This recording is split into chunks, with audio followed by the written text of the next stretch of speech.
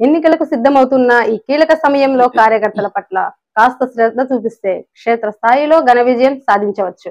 ముఖ్యంగా ఏ పార్టీకైనా కార్యకర్త అనేవాడు చాలా ముఖ్యం. అందువలనే కార్యకర్తలు పార్టీకి ఎన్నుముక లాంటి వాళ్ళు. వారికి పార్టీ విమర్శించడం మంచిది కాదు.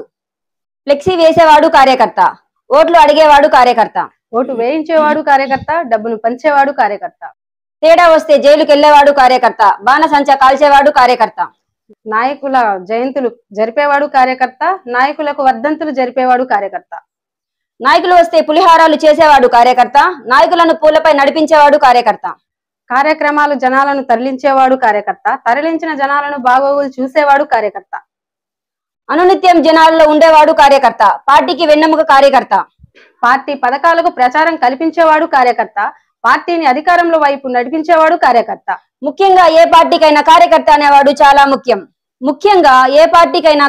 అనేవాడు చాలా ముఖ్యం. అందువలనే కార్యకర్తలు పార్టీకి వెన్నుముక్క లాంటి వారు. వాళ్ళను పార్టీ విస్మరించడం మంచిది కాదు.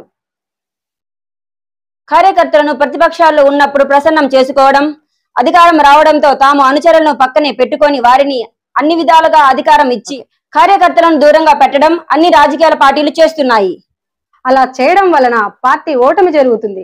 ప్రతి నాయకుడు కార్యకర్తలను అవసరం ఉన్నప్పుడు ఒకలాగా, అవసరం తీరాక ఒకలాగా, కష్టపడి పనిచేసిన కార్యకర్తలను దూరం పెట్టి పార్టీ మార్చే వారిని ప్రయారిటీ ఇచ్చి ఏ పార్టీ అధికారంలో ఉన్న పార్టీకి మారి నాయకుడిని అడుగులకు మడుగులెత్తే వారిని గమనించాలి.